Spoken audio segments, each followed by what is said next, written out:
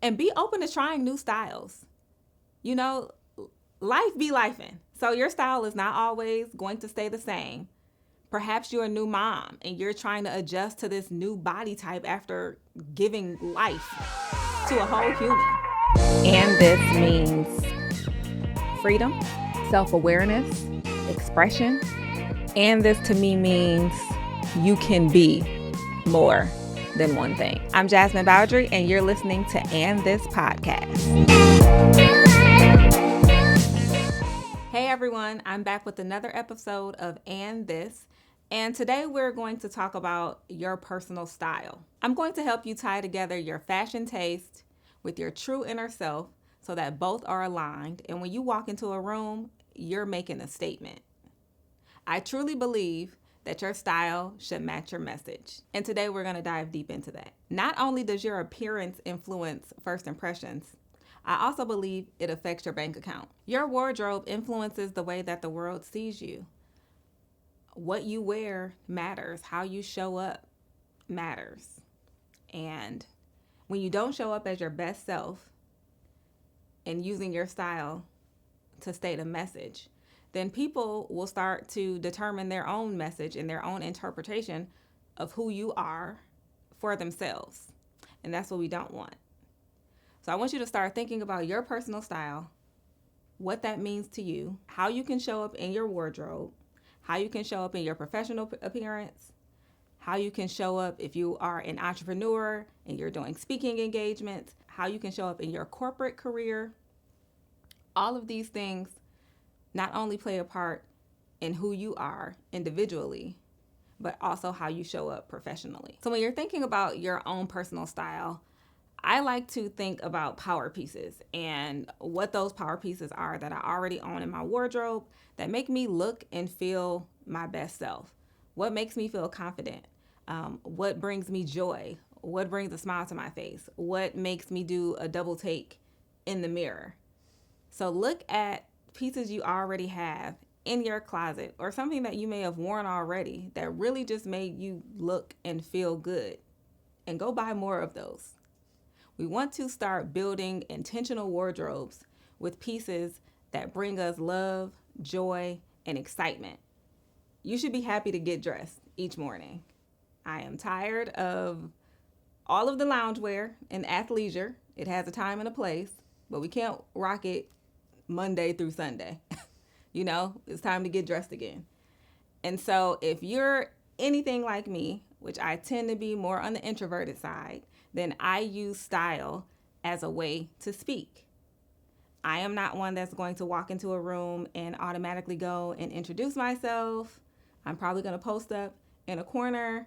I'm going to observe before I say anything. However, what I have found is that when I wear those power pieces, when I wear those pieces that make me look and feel beautiful, then people usually come to me and they usually compliment me on what I'm wearing, which then lets these introverted walls down and allows for natural conversation to take place. Sometimes those conversations lead to new clients. Sometimes they lead to new friends. Sometimes they lead to referrals. And so you never know how style can truly impact you, your life, and your business. The top 3 mistakes that I see most people making with their style is 1, not knowing your body type. Your body type is super important in understanding before you start trying new styles and before you start shopping. Not every piece of clothing is for every body. And I know that we are in an inclusive world, and that's all fine and great. But as an experienced stylist for over a decade, I can surely tell you that your body type is the key thing that you need to know when it comes to your personal style. There are 5 common body types. There's pear shape, there's rectangle, there's apple, there's triangle, and there's, what you would consider the most sought after body type, which is an hourglass shape. And so Understanding where you fall within those categories, it's super important to how you avoid making mistake number 2, which is shopping unintentionally. Start going into these stores with an actual list of things that you need and want to replace in your wardrobe. As I mentioned, you should have power pieces, things that bring you joy, things that light you up. When you're going to shop, find more of those pieces. Also, again, shop for things that fit your actual body type. There are specific types of clothing that resonates with various body types. For myself, I am a rectangle shape. So that means that my bottom half is slender and my top half is a little wider. I am always trying to accentuate my waist to create an illusion that I have hips because I ain't got none. And so, again, you want to just start to think about how you should dress for your actual body type. The third mistake that I see a lot of people making is buying off the mannequin or seeing outfits online and buying that entire look. When again, not thinking about how it intentionally fits within your wardrobe or thinking about how it fits with your body type. So do not just buy off a mannequin because 9 times out of 10, it is just going to sit in your closet. Did you know that only 20% of people's closets get worn? So that entire 80% is stuff just sitting there because it doesn't fit who you are or who you're trying to be. So if I were to do a consultation, here are some of the things that I would ask. One is, whose style do you admire? Like, who are you looking at online? Is it your favorite influencer? Is it your favorite celebrity? And what do you actually like about their style? What pops out on them? I also ask, can you see yourself wearing those same types of clothing, or do you just like what they wore? Because one of the things that I always hear is, well, that looks good on them. It would never look good on me.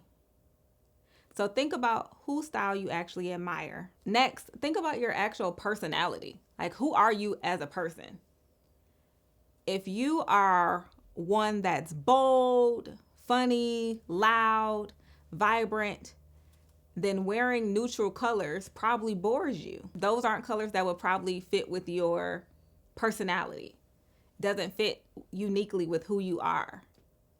However, if you are one that does love neutrals, you like a minimalistic chic look, then bold colors are going to make you feel uncomfortable.